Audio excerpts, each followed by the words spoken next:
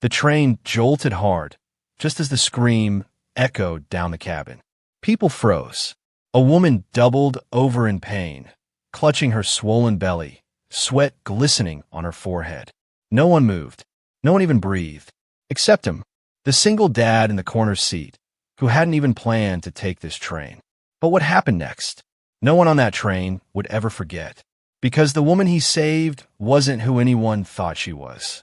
Before we dive in, drop a comment with where you're watching from, and don't forget to hit subscribe for more videos like this. Let's begin. It was supposed to be a quiet ride. Nothing flashy. Just a regular Amtrak from Philadelphia to Richmond. A late train, half full. The kind of evening where strangers shared glances and earbuds, silently coexisting with the hum of the tracks. Chase Donovan sat in seat 17C, aisle side, his daughter Lily snuggled against him, fast asleep beneath her blue unicorn blanket. He'd picked her up that morning from his ex's place. 1 week in a month was all the court had granted, and they'd spent it visiting museums and eating dollar pizza in the park. She loved train rides, so they felt like flying on the ground. He was reading over a job alert on his cracked phone screen. Another rejection, of course, when it happened. The scream wasn't quiet. It wasn't faint. It cut through the cabin like glass snapping under pressure. Help! Please, someone, oh God. People turned. Some stood halfway. A few gasped. At first, it looked like a scuffle. Then they saw her.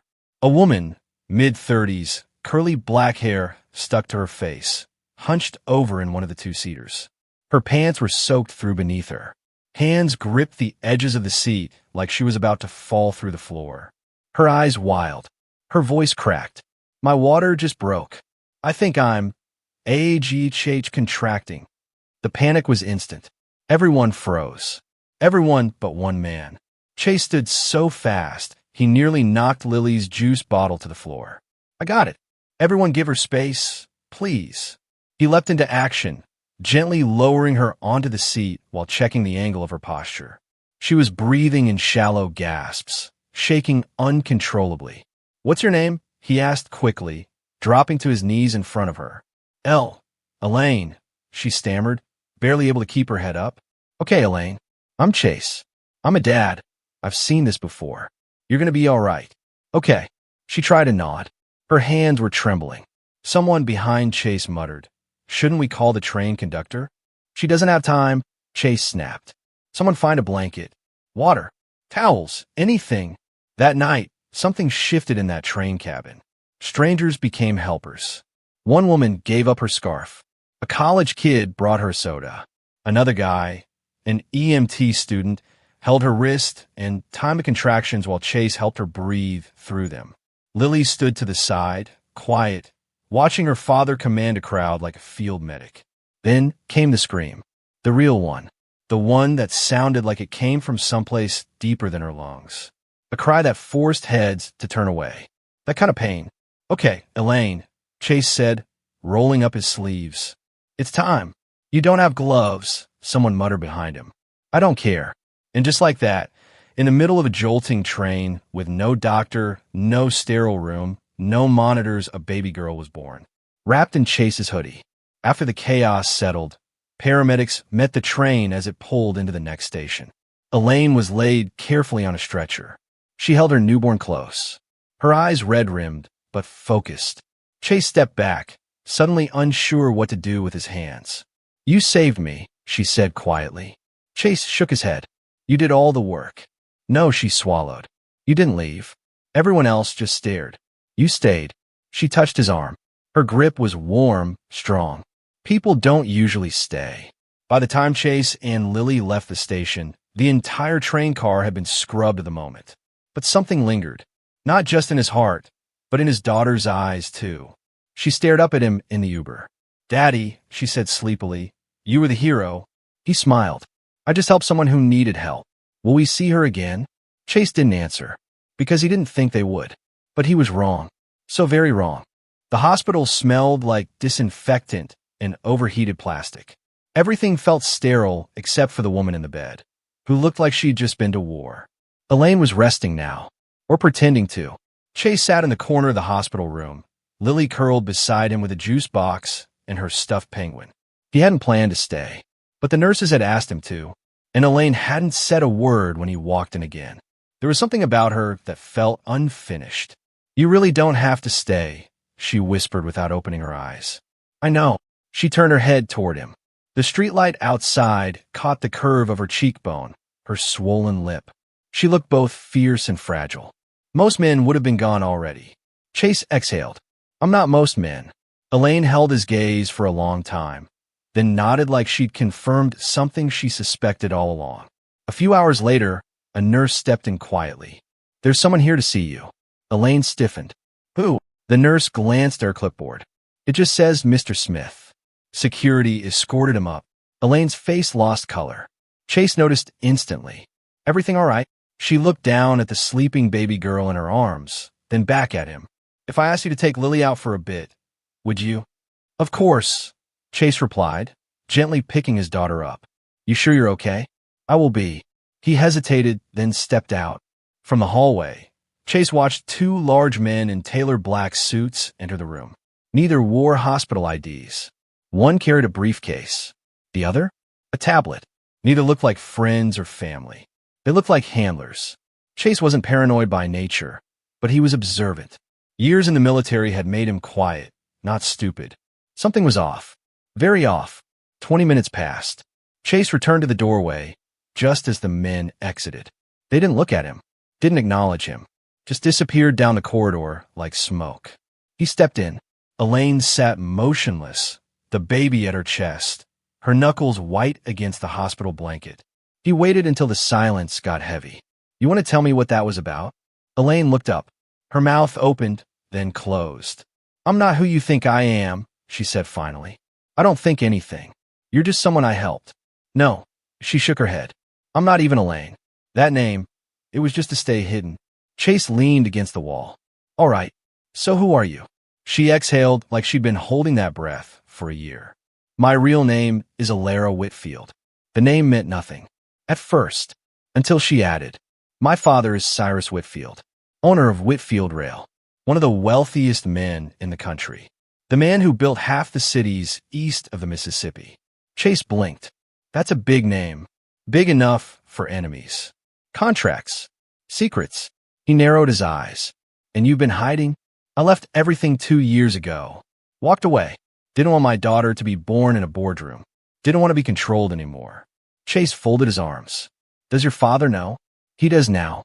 That night, Alara told him things she hadn't spoken aloud in years. How she'd been engaged to a man her father handpicked to merge 2 dynasties. How she'd broken it off when she discovered the man had a private history of abuse. How her father called her a foolish girl throwing away an empire. "I left. No security. No cash out. Just gone." "And tonight?" Chase asked. She looked out the window. "He'll come for me now. He'll want control back. He always does." Chase nodded slowly. "Then let me ask the only question that matters." She turned to him. "Do you want to go back?" Alara's eyes welled up. "No," she whispered. "I want to stay free." Chase didn't sleep that night. Not because of fear, because of resolve. He'd walked away from a lot of things in his life, but he wasn't going to walk away from this. He'd met a woman fighting to protect her child. A woman the world once bowed to, but who now just wanted peace. And something about that fight, it reminded him of himself. Morning came fast. The hospital window glowed with streaks of winter gold, and for a moment, the room felt peaceful. Chase sat on the windowsill, sipping lukewarm coffee, watching Alara hum to her baby. Lily had drawn a crayon rainbow on a napkin and taped it beside the bed. It looked like something out of life Chase wasn't supposed to have, until the door opened, and the peace shattered. He didn't knock. He didn't wait. Cyrus Whitfield stepped into the room like he owned the oxygen inside it. 6'2", charcoal 3-piece suit. Silver hair slicked back like a Wall Street villain. Sharp jaw, eyes like granite, and flanked by 2 silent security men in black. His presence didn't fill the room. It choked it. "Alara," he said with icy precision. She stiffened instantly. "Dad, you look tired. You don't look surprised." "I'm not." Chase stood slowly. "You must be Cyrus." Cyrus turned his eyes on Chase like he was lint on his cuff. "And who, may I ask, are you?" "Alara's friend, Chase said evenly. Cyrus's lip twitched. Not quite a smile. Not quite a threat. You delivered the baby, didn't you? I did. Cyrus pulled out a checkbook. Name your number. Alara blinked. What? Chase took a step forward. I don't want your money. That's ridiculous, Cyrus muttered. No. What's ridiculous is offering a check instead of a thank you. Cyrus narrowed his eyes. You think you're noble, Mr. Donovan. I met your kind before, always pretending principle isn't a form of ego. Chase's voice dropped a notch. And I've met yours. You're not here for Alara. You're here to claim her. Alara's voice broke through. Stop. They both turned. She was standing now, holding her daughter, her eyes flaring with something neither of them had expected. Fire. You're not taking her, she said. Alara, Cyrus said calmly. You don't understand what you're doing. I understand perfectly. You want to plaster her face on the Whitfield press release and call it heir to the empire. You'll smother her like you smothered me. Cyrus didn't flinch. She deserves security. A legacy. She deserves a mother who isn't a puppet. For the first time, the great Cyrus Whitfield fell silent. Then, quietly, he turned to Chase. Leave, he said. Chase met his eyes. She asked me to stay. I don't care. She's my daughter. And I'm the man who caught your granddaughter with bare hands on a moving train. I think I earned a seat.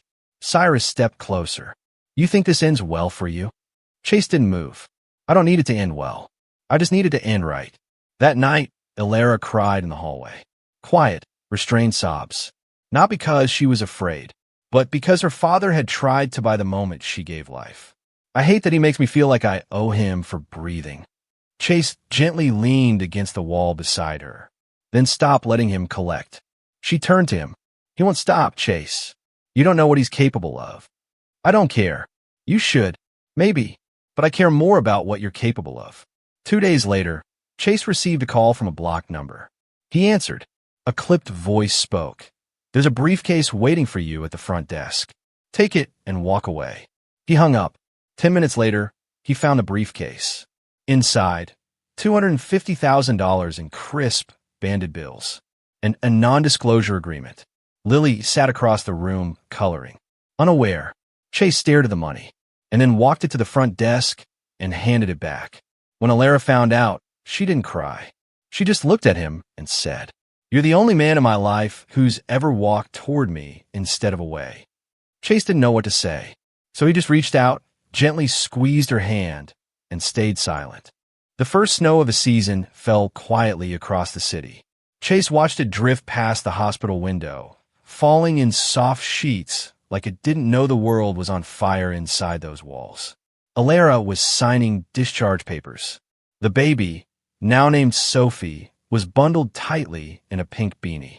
Lily held her like a porcelain doll and whispered lullabies no one taught her. Are you really coming home with us? Lily asked. Alara looked up from the paperwork, her eyes uncertain. If your dad lets me. Lily grinned. He let you live after you stole his hoodie. You're probably safe. 3 days later, Alara moved into Chase's tiny 2-bedroom rental.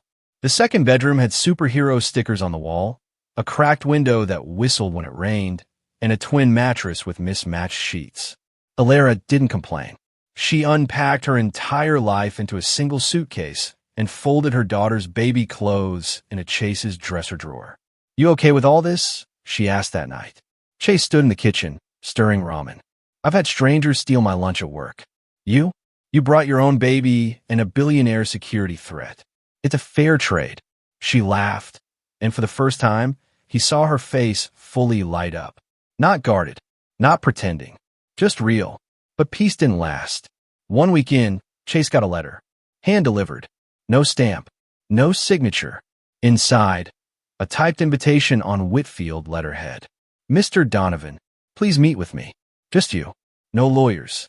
I'm done playing games. CW. The Whitfield Tower sat like a blade over the skyline. 52 floors of glass, steel, and cold ambition. Chase entered with a flannel shirt and work boots. The receptionist blinked at him like he was an alien. Cyrus Whitfield's office was bigger than Chase's apartment. Windows from floor to ceiling. One framed photo of Alara as a teenager stood alone on the shelf, coated in dust. I don't want to fight, Cyrus began. I just want clarity. You want control, Chase said plainly. Cyrus didn't deny it. Fine. Yes. I don't trust easily. But I don't hate you, Mr. Donovan. You did something remarkable. Something I wasn't there to do. Chase folded his arms. So what do you want? Cyrus slid a folder across the table. A job offer. Not a bribe. Not a buyout. Something real. Chase opened it. Vice President of Community Restoration Projects. You're a vet. You've rebuilt your life. You've survived things most people don't walk away from. I need someone who understands grit, empathy, and impact. And Alara trusts you. Chase didn't speak. I want my granddaughter safe. That means trusting her mother's judgment. And her mother trusts you. Back at home, Alara sat on the porch, bottle feeding Sophie. You met with him, she said without looking up. He offered me a job. She sighed. He never offers without strings. I didn't say yes. I wouldn't blame you if you did. Chase knelt beside her. I don't care about the money. I care about doing something that matters. For people like me. For Lily. For Sophie. Alara blinked fast. I want that too. They sat in silence as Sophie cooed and fell asleep. Then Alara whispered, He never held me like this when I was a baby. Chase looked at her. Then let's give her something better. Not legacy. Love. The next morning, Chase signed a contract and began the hardest job of his life.